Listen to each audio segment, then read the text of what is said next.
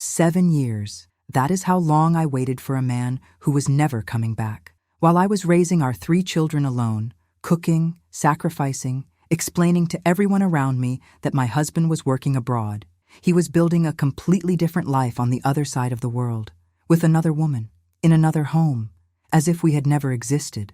But the worst part was not the abandonment. The worst part was that I defended him, for years, to our children, to his own mother, to everyone who asked. I protected a man who had already forgotten me, and I only discovered the truth because a stranger, a woman I had never met, a woman he had also deceived, decided that I deserved to know. That one phone call destroyed everything I believed about my marriage. But what happened after? What I did with that truth? How my children survived it? And what occurred the day he showed up back at my door, broken and with nowhere to go? That is the part that will stay with you. Because this is not just a story about betrayal. This is a story about what a woman finds inside herself when everything she built her life around turns out to have been a lie. My name is Anaya, and this is what really happened. There are moments in life that do not announce themselves. They do not come with thunder or warning. They arrive quietly, disguised as ordinary evenings, as routine phone calls, as the silence between words spoken by someone you trusted with everything you had. And when they finally break you open, you realize the wound was never made in that single moment. It had been made slowly, over years, in 1,000 small ways you refused to see. I'm going to tell you something I have never told anyone in full. Not my mother, not my sisters, not the neighbors who watched me raise 3 children alone while smiling through a pain so deep it became part of my breathing. I'm going to tell you the truth about 7 years of my life, what it means to wait for someone who was never coming back, and what it costs a woman to finally understand that. Because if even one person hears this and recognizes their own silence in my story, then everything I'm about to share will have been worth it. When my husband Rajan left for the United States, our youngest child was only 3 years old. I remember the morning he left as clearly as I remember my own name. He wore a blue shirt. He smelled of the same soap he had used since we were first married. He kissed each of our 3 children on the forehead, and when he turned to me, his eyes were full. Not empty, full. I have replayed that image 10,000 times since then, searching for a lie in his expression, and even now, I cannot find one. Either he was a man who truly believed in that moment that he would return, or he was a man so skilled at deceit that he had learned to deceive himself first. He held my face in both his hands and said, "Anaya, this is for us. Everything I am doing is for us." And I believed him. God help me. I believed him completely. The first few months were almost bearable because of the calls. Every night, without exception, his name would light up my phone screen, and I would answer before the second ring. He told me about the cold weather in ways that made me laugh. He had never experienced winter before, and his descriptions of snow were so dramatic and so childlike that even our oldest, who was 9 at the time, would press her ear to the phone to listen. He told me he missed my cooking. He told me he missed the sound of the street outside our home in the evenings. He told me he missed me. Those phone calls were my architecture. They were the structure that held everything together. I built our daily life around them. Dinner would be finished, children would be bathed, homework would be done, and then we would all wait for the phone to ring. It was almost like having him at the table with us. Almost. I want you to understand what my life looked like during those years, because it is easy to hear a story like this and forget that behind the betrayal, behind the drama that comes later, there was simply a woman doing what women in this country have done for generations. I woke every morning before 5 o'clock. I made breakfast for 3 children with 3 different preferences and 3 different school schedules. I managed the household budget on the money Rajan sent, which was never quite enough, but which I stretched in ways that would have impressed a mathematician. I attended every parent meeting, every school function, every small ceremony that marked the growing up of my children, always alone. Always explaining to teachers and other parents with a practiced smile that my husband was working abroad. Working abroad. Those 2 words became a kind of shield I carried everywhere. When relatives asked why he had not come home for the Diwali celebrations, I said, "He is working abroad."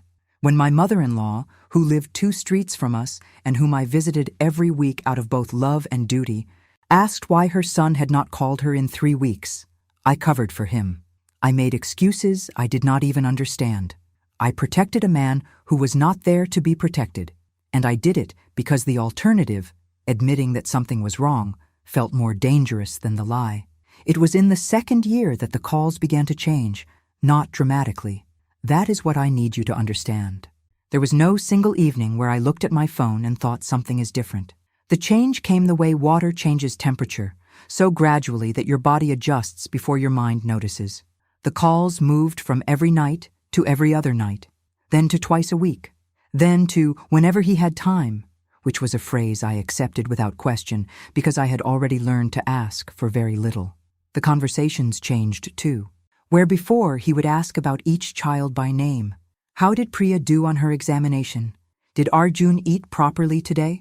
Is the little one still afraid of dogs? The questions became general. How are the children? Singular category. 3 individual human beings compressed into a single question that required a single answer, and then the conversation would move on to other things, to his work, to the city, to topics that had nothing to do with us. I noticed. I am telling you now that I noticed, because I do not want you to think I was blind. I want you to understand the specific texture of choosing not to see something, because seeing it would collapse the world you have built. I was not naive.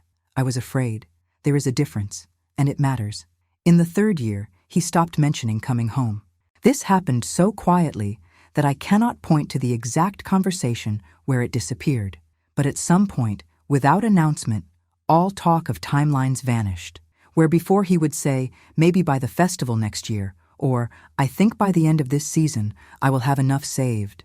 There was suddenly only the present tense, only what was happening now in his life, in that country. Never what was coming, never when. I began asking directly. I would choose my moments carefully, a relaxed call, a good mood, a natural pause, and I would ask, as lightly as I could, Rajan, are you any closer to sorting the documents? What is the situation with the visa process for us? And he would sigh, not an angry sigh, a tired one, the sigh of a man who was being asked something inconvenient, something that required more energy than he had available. And he would say, Anaya, these things take time. You don't understand how complicated it is here. Please don't pressure me. So I stopped asking. I told myself I was being patient. I told myself I was being a good wife, a supportive wife, the kind of wife who does not add to her husband's burden when he is already carrying so much. I told myself all of this while raising 3 children alone, while lying awake in a bed that had been half empty for years, while watching my oldest daughter grow from a 9-year-old girl who laughed at her father's descriptions of snow into a 15-year-old young woman who had stopped asking when he was coming home. Because she had also noticed, and she had also made the choice, in her own quiet way, not to say it out loud. The call that changed everything came on an ordinary Tuesday evening. The children had eaten. The house was clean. I had just sat down for the first time that day, truly sat down, with a cup of tea, with 5 minutes that belonged only to me, when my phone rang. His voice was different from the first word, not cold, exactly, but distant in a way that had no geography. It was not the distance of a man calling from another country. It was the distance of a man who had already made a decision and was now simply delivering it. He said he needed to talk to me about something serious, and in the space of 4 sentences, in a voice that did not shake, he told me that he did not see himself returning to India. He said his life was there now, in America, and that coming back was not something he wanted. He said it might be many years before he could see the children in person. He said he would continue sending money. He said he was sorry. I did not speak for a long time. Outside, I could hear the sounds of the evening, a neighbor's television, a bicycle passing on the road, the particular quality of Indian dusk that I have known my entire life. Everything exactly as it had always been. The world completely unchanged. And me, sitting in the middle of it, holding a phone, realizing that the man I had been waiting for had already said goodbye. He had simply forgotten to tell me. I said, all right. I do not know why I said that. Even now, I do not fully understand it. Perhaps it was shock. Perhaps it was a lifetime of learning to receive difficult things without falling apart in front of others, even when there was no one else in the room. Perhaps some part of me had known this moment was coming for so long that when it finally arrived, I had already used up all the words. I put down the phone, I finished my tea, I washed the cup, and then I went and checked on my children, who were sleeping peacefully in the next room, completely unaware that their father had just disappeared for the second time, this time with full intention. I did not cry that night.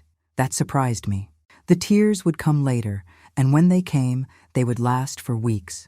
But that particular night, I sat in the darkness of my kitchen for a very long time, and what I felt was not grief exactly. It was something stranger and colder.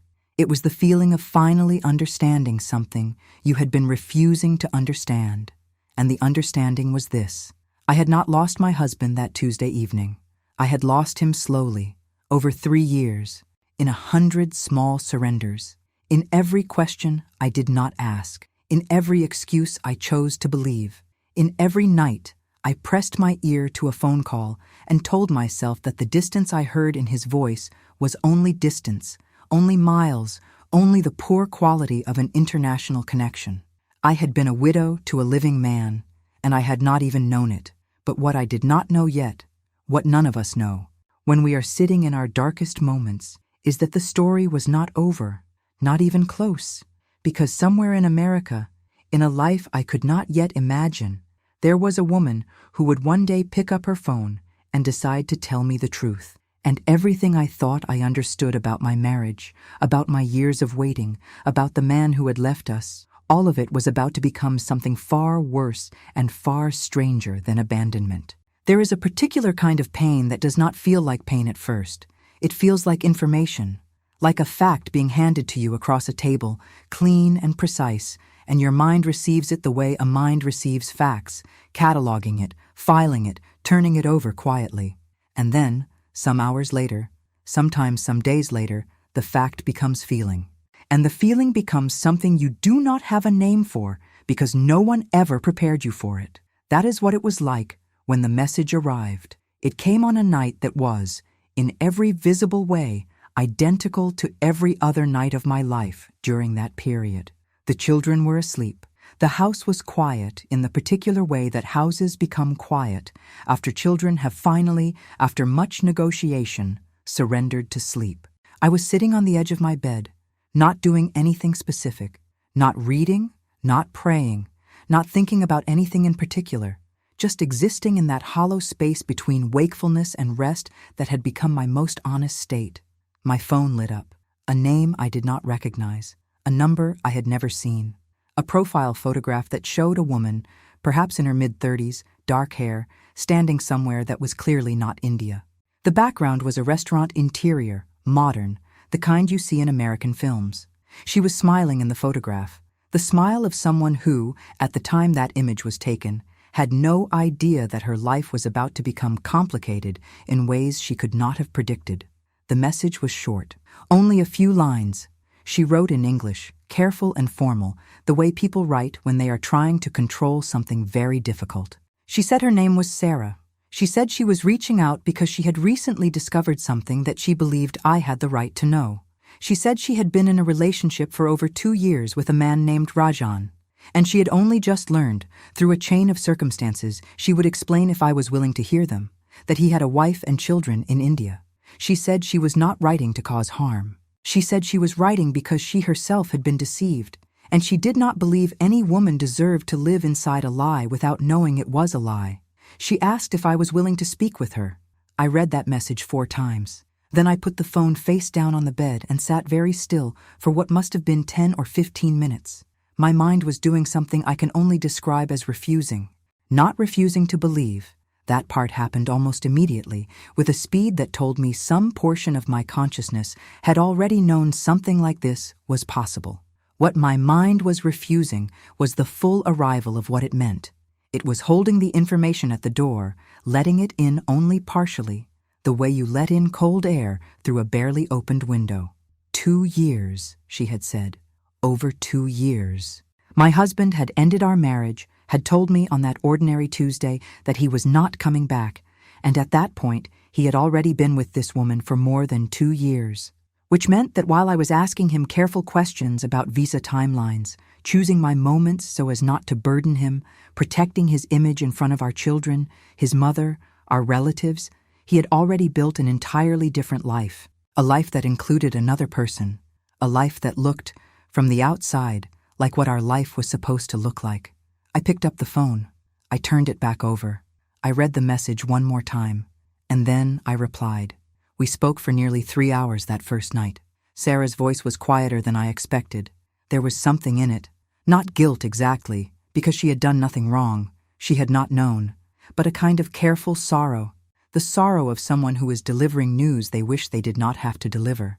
She spoke slowly, pausing often, as if she was always checking whether she had said too much, whether she needed to stop and ask how I was receiving what she was telling me. I appreciated that. I want to say that clearly, because it would be easy to feel only complicated things about this woman. And I did feel complicated things. I would be lying if I said otherwise. But she did not have to contact me. She found me through a chain of connections that required real effort and real courage, and she reached out not to wound me, but because her own sense of what was right would not allow her to remain silent. That is not a small thing.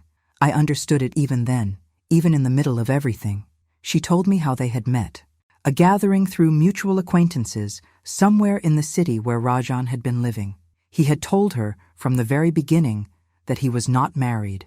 He had told her he had come from India alone, that he had left a difficult situation behind him, that he was building his life from the beginning in America. He was, by her account, attentive and consistent in the early months. The same Rajan I had known. The same man who knew how to make a person feel chosen. They had moved in together after about 8 months. She said this carefully, watching the silence that followed on my end of the call. I said nothing, so she continued. They had shared an apartment.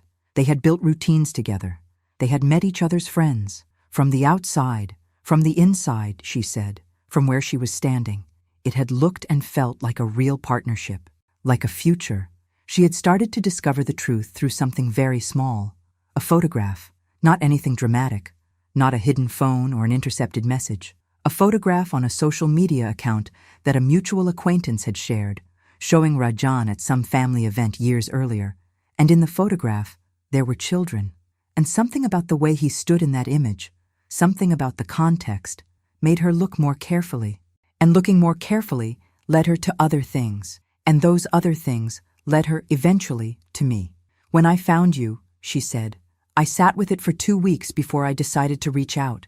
I did not know if you knew. I did not know what your situation was. I kept thinking, maybe it is not my place. Maybe this will only cause more pain. But then I thought, if I were you, would I want to know? She paused, and I decided that yes, I would want to know. I asked her questions I had no right to be surprised by my own need to ask. Did he ever speak about his children? She said, and this was the part that took longest to leave me, that he had mentioned, once or twice, that he had family in India. He had described it as an old obligation, an arrangement from a previous chapter of his life. He had spoken about it, she said, in the way people speak about something that belongs to the past, closed, resolved, an arrangement. I sat with that word for a very long time afterward. 3 children, 11 years of marriage, a woman who rearranged her entire existence around his absence, and it had been described to another person as an arrangement. I did not cry during that phone call. I was aware of this even as it was happening, this strange dry clarity that had settled over me. Sarah cried, not dramatically, but I heard it in her voice, the unsteadiness that comes from weeping quietly while still trying to speak. And I remember thinking, even then, that she had perhaps more room to cry than I did, because what she had lost was a relationship she had believed in. What I had lost was something harder to name, not a marriage that existed, but a marriage I had been maintaining alone, in my head, in my daily choices, in every excuse I had made and every silence I had kept. You cannot grieve the loss of something you have been losing for years. By the time it is fully gone, you have already used up most of the grief. After we ended the call, I sat in my kitchen again. The same kitchen, the same darkness. But I want to tell you what was different this time, compared to the night Rajan had told me he was not coming back. That night, I had felt the cold recognition of something finally spoken. This night was different. This night, I felt something I had not expected to feel. I felt anger. Not the hot, loud anger of immediate betrayal. Something deeper. Something that had been compressing inside me for years, under the weight of patience and responsibility and the daily discipline of keeping 3 children's lives running smoothly.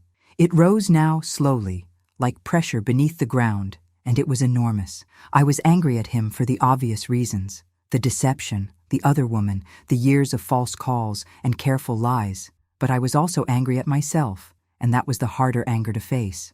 I was angry at every question I had swallowed, at every evening I had waited by the phone like a woman who had no value except to wait, at every relative I had defended him to, at every story I had told my children about why their father was not there, at every night I had laid in a bed that had been half empty for so long I had stopped noticing.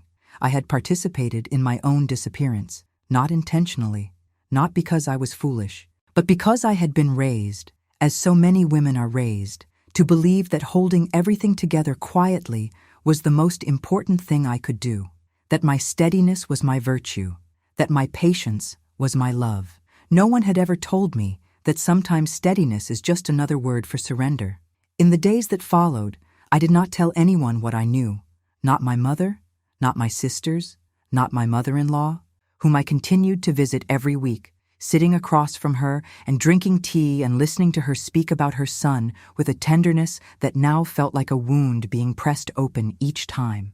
I kept the knowledge inside me, and I carried it the way you carry something very heavy, redistributing the weight constantly, finding new positions, never putting it down. My children watched me during this time, I think, the way children always watch their mothers, with the particular attention of people who know that something is wrong but have learned not to ask directly. My oldest daughter, who was 15 and had inherited, I am told, my own quality of observing more than she reveals, came and sat beside me one evening without explanation, and put her head on my shoulder and stayed there for a long time without speaking. I did not speak either. I put my arm around her, and we sat in the quiet together, and I thought about what it means to raise daughters in a world that will ask them, too, to be patient, to wait, to make themselves smaller so that someone else's life has more room. I thought, not for the first time, but more clearly than ever before, that I did not want that for her.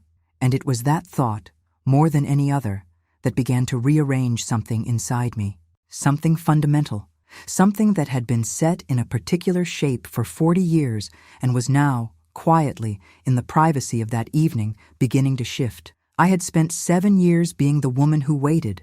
I did not know yet what I was going to do, but I knew, sitting there with my daughter's head on my shoulder, that I was finished waiting. What I did not know, what I could not have imagined as I sat in that kitchen holding my anger and my daughter and my silence, was that 4 years later, Rajan would come back, not because he wanted to, not because he had found his conscience or his courage, but because the life he had built on the foundation of deception had begun, piece by piece, to fall apart. And when a man like that has nowhere left to turn, he turns back to the place he left, to the woman he believed would still be there. He did not know, as he booked that flight back to India, what kind of woman would be standing at that door when he arrived. He had left Anaya. He was about to meet someone else entirely. There are things you imagine, in the long years of waiting, that you do not admit to imagining. You imagine the phone call where he says he is sorry. You imagine the conversation where everything is finally explained, where the reasons are given, where the words arrive that somehow make the years of silence make sense.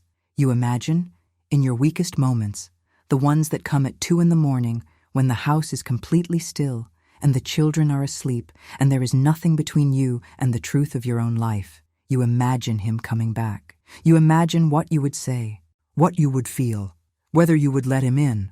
I had imagined it many times. I am not ashamed to say that now. But the human imagination is a limited instrument. It constructs scenarios from the materials it has available, and the materials I had available were the man I had known, the man in the blue shirt who had kissed our children's foreheads and held my face in his hands and promised me that everything he was doing was for us. My imagination kept returning to that man.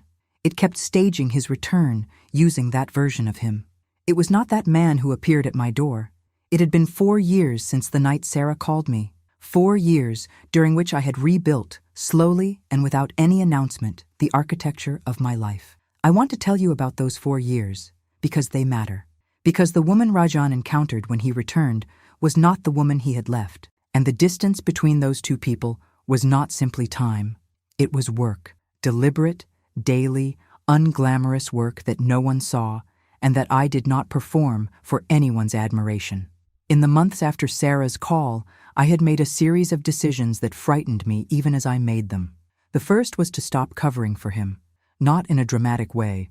I did not gather the family and make announcements, but I stopped manufacturing explanations. When my mother-in-law asked why Rajan had not called, I said quietly that I did not know, and I left the silence where it landed.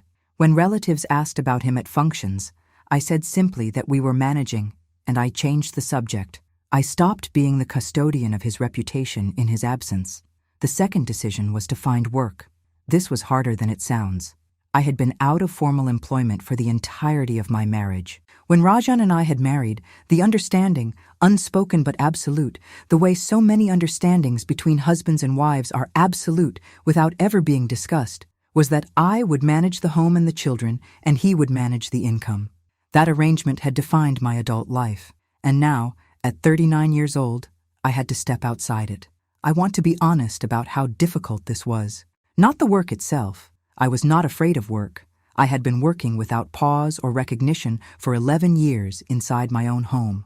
What was difficult was the exposure, the vulnerability of presenting yourself to a world that measures your value in credentials and experience and employment history. When your credentials are invisible, your experience is domestic, and your employment history is a blank. I started small. There was a school not far from our home that needed someone to assist in the administrative office. The pay was modest. The hours fit around my children's schedules. The woman who ran the office was practical and kind and asked me only whether I was reliable and whether I could learn quickly. I told her yes to both. I was not lying. Within 8 months, I had taken on more responsibility. Within a year and a half, I had been moved into a position that required me to manage communications, coordinate with parents, and handle the kind of organizational complexity that, as I quietly noted to myself, I had been handling in my own household for over a decade without anyone calling it a skill. I was not transforming into someone unrecognizable. I was simply becoming in public the person I had always been in private. My children changed during this period too, and watching them change was the most complex experience of those years. My oldest daughter, who was 19 by the time her father returned, had grown into someone who carried herself with a particular kind of steadiness that I recognized because I had tried all her life to model it for her. She did not speak about her father often, but when she did, she spoke with a clarity that was neither bitter nor forgiving, simply clear, the way a person speaks about facts they have accepted and moved beyond. She was studying, she had friends, she had plans. She was building a life that did not have a space in it, shaped like his absence, because she had stopped leaving that space. My son, who was 16, was harder to read. He had been 9 when his father left, old enough to remember him, old enough to have had expectations, young enough that the disappointment had been absorbed into his development in ways I could only partially see. He was quiet about it. He was quiet about many things, but he worked hard in his studies with a seriousness that felt, to me, like a statement, like a young man deciding, without words, that he was going to build something solid on a foundation that had been unreliable. My youngest, who had been only 3 when Rajan left and therefore had no real memory of him, had constructed a father out of whatever materials were available, a few photographs, occasional mentions, the general cultural shape of what a father was supposed to be. This was, in some ways, the most painful thing to witness, not because she suffered visibly. She was, at 13, energetic and talkative and remarkably self-possessed, but because the father she had constructed in her imagination was not a real person. He was a composite, and I knew that the real person, when he arrived, would not match the image. I had prepared them as best I could, not by telling them everything. They did not need the full weight of what I knew, but by being honest in measured ways. I had told them, when the time was right for each of them, that their father and I had grown apart and that his life was now in America. I had told them that this was not a reflection of their worth. I had told them they were loved, and I had meant it, and I had tried to be, in his absence, enough of a foundation that they would not collapse when the truth continued to reveal itself. I do not know how well I succeeded. I will probably spend the rest of my life not being entirely sure. The phone call came on a Thursday morning. I was at work. My phone showed his number, a number I had not deleted, though I had not called it in over 2 years. I looked at it for 3 full rings. Then I answered. His voice was the first shock. Not because it was different in any simple way. The tone was recognizable. The cadence was the same. But there was something missing from it. Some quality that I associated with the old Rajan. A certain confidence, a smoothness, the voice of a man who moved through life expecting it to accommodate him. That quality was gone. What remained was something thinner, something that reminded me, uncomfortably, of the voices of people I had known who were going through very difficult times. He said he was coming home, not asking, not requesting permission or gauging my response before committing. He simply announced it in the way he had always announced things, as though the world would arrange itself accordingly. I am coming home, Anaya. I need to come home. I said, this is not your home anymore. The silence that followed lasted long enough that I thought the call had dropped. Then he said, very quietly, I know, but I have nowhere else to go. He arrived 17 days later. I had told my older 2 children he was coming. My oldest daughter received this information with a stillness that told me she was processing something much larger than her expression showed. My son said nothing for a long moment, then asked, practically, whether he would be staying in the house. I told him I did not know yet. He nodded and went back to what he was doing. And I recognized in that nod the particular economy of young men who have learned not to spend emotional energy on things they cannot control. I had told my youngest only that her father was coming to visit. I watched her face go through something fast and complicated, excitement and uncertainty moving through it like weather, and then settle into a careful hopefulness that broke my heart quietly. In the way things break your heart when you can see what is coming and cannot prevent it. He looked smaller than I remembered. I know that sounds impossible. A person cannot literally become smaller. But there is a version of a man that exists in the memory, constructed from years of significance, from the weight he occupied in your life, and when the physical person arrives and stands in front of you, the gap between that constructed version and the real one is visible. He had lost weight. His hair had changed. But more than anything, it was the way he stood, without the particular ease he had always carried, that unconscious confidence of a man who has never doubted that the room will adjust to his presence. He was adjusted now, by something, by life. We sat at the kitchen table, the same kitchen, and he talked. He told me that things in America had fallen apart. He told me carefully, managing the information, that the relationship he had been in, he did not name Sarah, I did not tell him that I already knew her name, had ended. He told me there had been financial difficulties. He told me he had felt, in the last year, profoundly alone. He said the word alone with an emphasis that I think was meant to invite my sympathy, and I noticed the invitation, and I did not accept it. I let him speak. I did not interrupt. I had learned, in 4 years of rebuilding my life, that there is great power in letting someone say everything they have to say before you respond. It is not passivity. It is the opposite of passivity.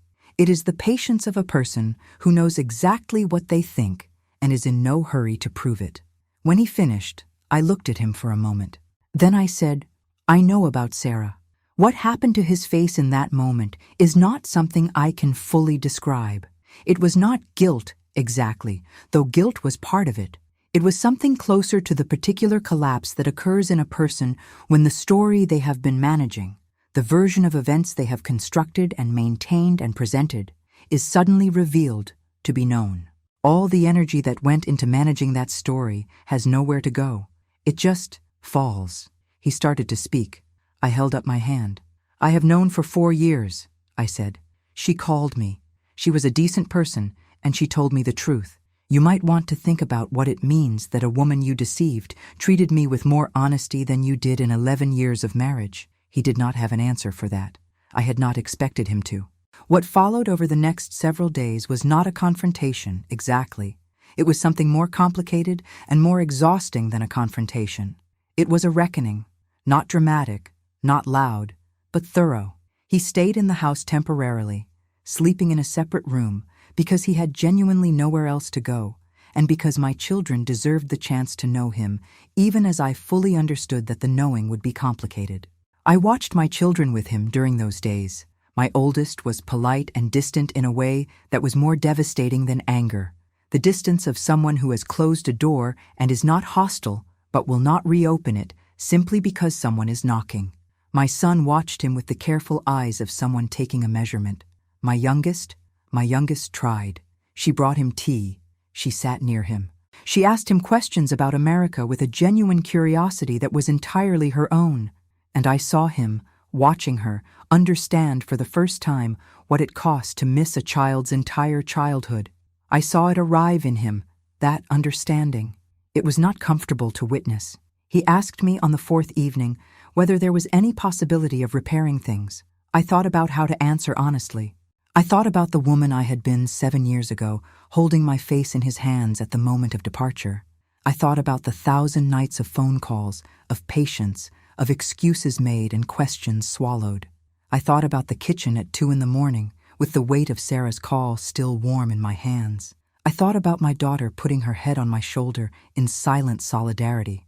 I thought about the job I had found, the competence I had discovered, the life I had rebuilt piece by piece on the rubble of a marriage that had been demolished without my knowledge or consent. I thought about all of it, and then I answered him. What I said to him, and what happened after, is something I have carried quietly for a long time. The answer I gave that evening, and the events that followed over the next weeks and months, changed not only my life, but the lives of everyone in that house, changed them in ways I had not anticipated, in ways that were sometimes harder and sometimes more surprising than I had imagined possible. There is one more part of this story to tell, and it is perhaps the most important one, because the ending of a story like this is not what people expect. It is not simple. It is not clean.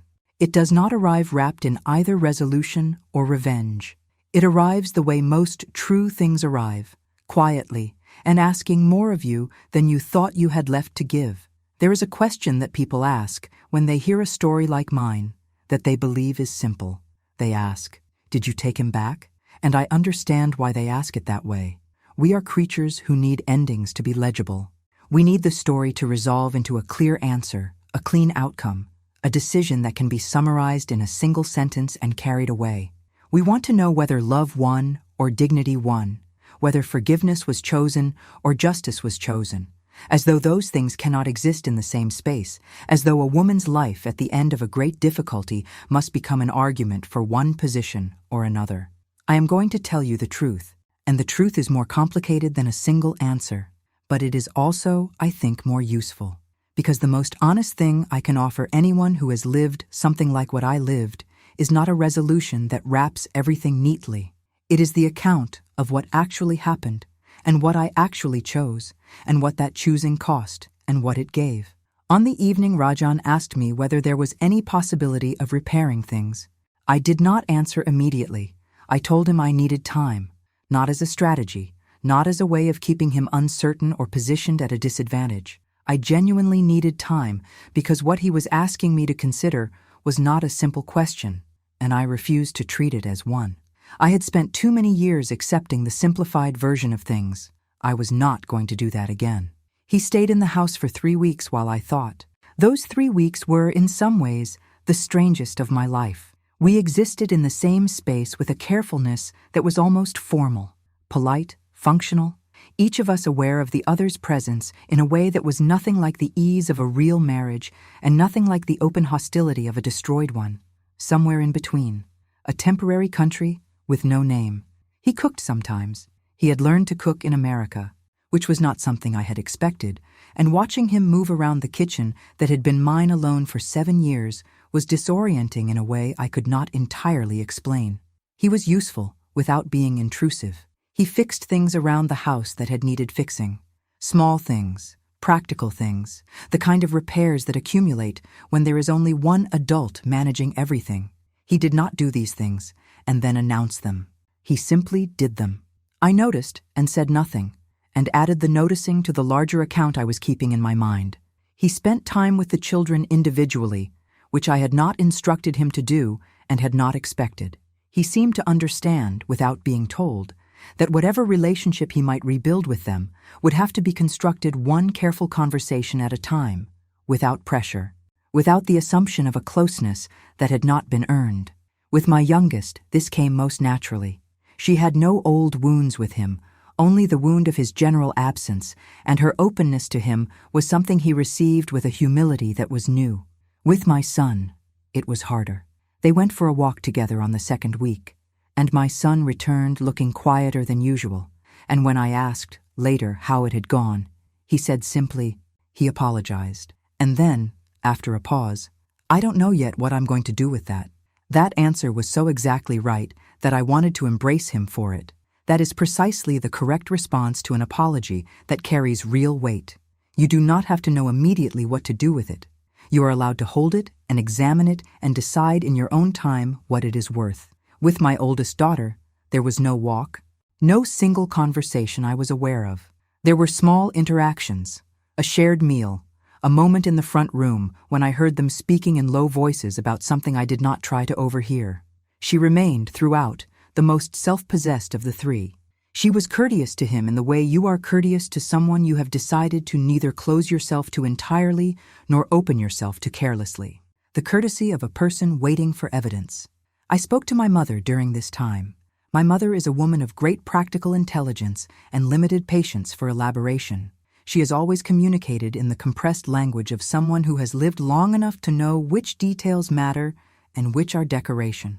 When I told her the full truth, all of it, including Sarah, including the years of knowledge I had carried alone, she was quiet for longer than I expected.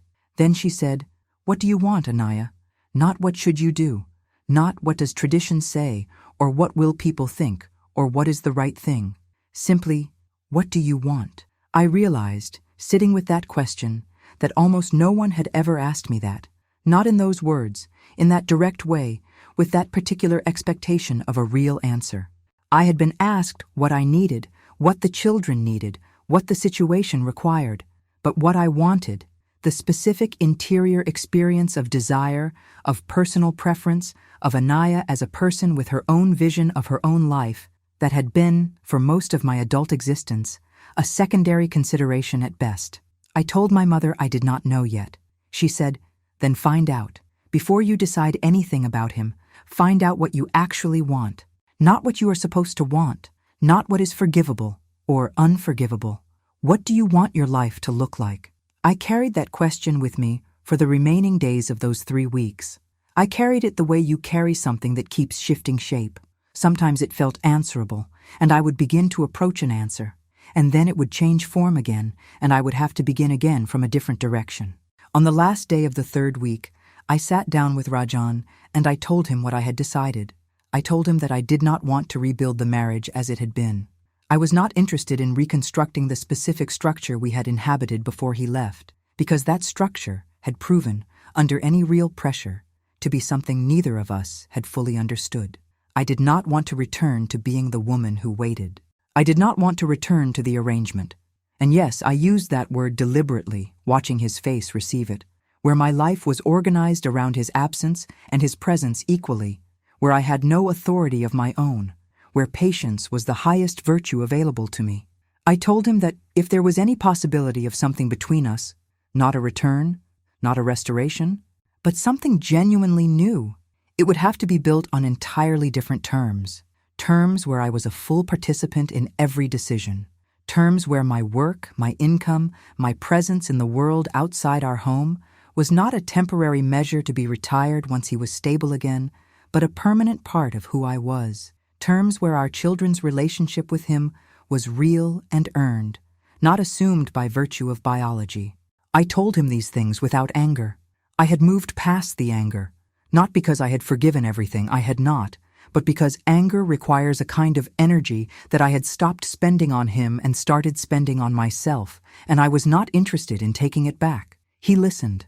He did not interrupt. He had learned, somewhere in the wreckage of the previous years, to listen in a way he had not listened before. When I finished, he said, "I understand if those terms mean you want me to leave." I said, "I haven't finished." I told him that I had also thought about something else during those 3 weeks. I had thought about what it means to make a decision about a person based on the worst thing they have done. I had thought about whether the sum of a human being is located in their most significant failure, and whether I believed that, and when I examined it honestly, I found that I did not believe it completely. I did not believe it about anyone else I loved. I had extended to my children, to my mother, to my friends, the understanding that people are more than their worst moments. I had to be honest about whether I was willing to apply that understanding here, or whether what Rajan had done placed him outside the category of people to whom it could apply. I had thought about my children, not as a reason to make a decision I did not want. I was finished making decisions for the sake of appearance or expectation, but as people whose lives would be shaped by what happened next, and who deserved a father if a father was available to them in any real form, the key word being real. And I had thought about myself, about the 43 years of my life, the 7 years of waiting, the 4 years of rebuilding. I had thought about the woman I had become, not despite everything that had happened, but genuinely through it, in ways I would not have chosen but could not now undo. And I had thought about what that woman wanted her next chapter to look like. I told Rajan that I was not prepared to make a permanent decision in 3 weeks, that the question of whether there was anything salvageable between us was not one I could answer yet. But I told him that I was willing, carefully, slowly, without any assumption of where it led, to find out, not for him, not even for the children, for myself, because I had earned the right to know. What followed over the next year was the most honest period of my marriage. Strange to say that the most honest period came after the betrayal, after the return, after everything that should have made honesty impossible. But it was true. The pretenses were gone. There was nothing left to perform. We had both seen the worst of what the other version of our marriage contained, and we were both too tired and too changed to rebuild the performance. What remained had to be real, or it could not remain at all. There were very difficult conversations I had never had in 11 years of marriage, conversations about what we each had needed and had never said, about what we had each assumed and had never confirmed, about the specific ways we had failed to truly see each other even before he left. These conversations were not comfortable. Sometimes they ended badly. Sometimes I went to bed afterward feeling more uncertain than I had felt before we started. But they were real, and I had come to value real above almost everything else. Rajan found work locally, not impressive work, modest work, work that required him to be present and consistent in ways that were new for him. He was not the primary financial support of the household anymore. I was, and the adjustment that required in him was visible and sometimes graceless, but it was genuine. He had to learn to exist in a structure where he was not the center, where decisions were made together or not at all, where his presence was welcome but not assumed to be sufficient on its own. He was not always successful at this. There were moments of reversion, moments where the old confidence surfaced, the old assumption that the room would adjust to him. In those moments, I was no longer the woman who adjusted. I said so, clearly and without drama, and watched what he did with that information. Mostly, he heard it, sometimes more than once before it took hold, but he heard it. I cannot give you a clean ending, and I will not pretend otherwise. I can tell you that my oldest daughter, now 23, is building her own life with the particular combination of independence and warmth that I hope to raise in her. She has a complicated relationship with her father, not estranged, not close, but honest. They speak. There is the beginning of something there, something careful and incremental. I think in time it may become more. I do not push it in either direction. I can tell you that my son, at 20, has become someone I deeply admire. He carries his father's return the way he carried his father's absence, with a seriousness that does not collapse into either bitterness or false forgiveness. He has accepted the apology. He has not yet decided entirely what to do with it. I respect that completely.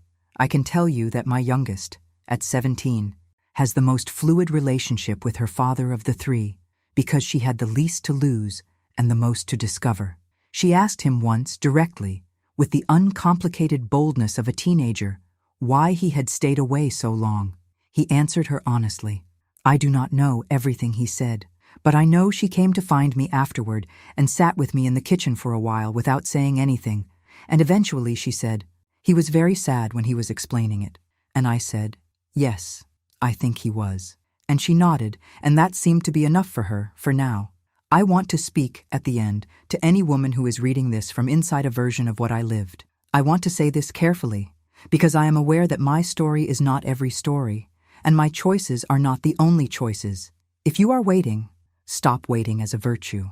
Stop treating your patience as the highest contribution you can make to your own life. Your patience is real and it matters, but it is not the same thing as wisdom, and it is not the same thing as love, and it does not obligate the universe or the person you are waiting for to reward you with what you deserve. Find out what you want.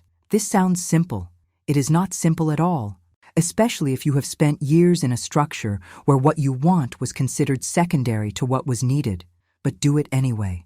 Ask yourself, in the quietest part of whatever night belongs to you, what do I actually want my life to look like? And then listen to the answer without immediately explaining to yourself why it is not possible. It may be more possible than you have been told. And if you are sitting, right now, holding a phone in your hands, waiting for a call, or having just ended one, or having just received a message that has changed the shape of everything, I want you to know something. You are not the sum of what was done to you. You are not the years you spent waiting, or the patience you gave that was not returned, or the love that was received without honesty. Those things happen to you. They are not you. You are what you do next. And what you do next, what you choose, how you rebuild, what you decide to keep, and what you finally, with full knowledge and full authority, choose to let go, that is yours entirely. No one can take it from you. No one can manage it or minimize it or describe it to someone else as an arrangement. It is your life, and you are, even now, only somewhere in the middle of it. My name is Anaya. I am 43 years old. I am the mother of 3 people I am enormously proud of. I work, I have opinions, I make decisions. I have a life that belongs to me in a way it never fully did before. Not because everything was taken from me, but because losing it taught me finally how to hold it. And some mornings, I sit in my kitchen with a cup of tea in the early quiet before the house wakes, and I think about the woman who used to sit in this same kitchen at 2 in the morning, holding a phone, keeping everyone's secrets, waiting for something that was not coming. I want to tell her that she was enough, that she was always enough. She just needed time to find out.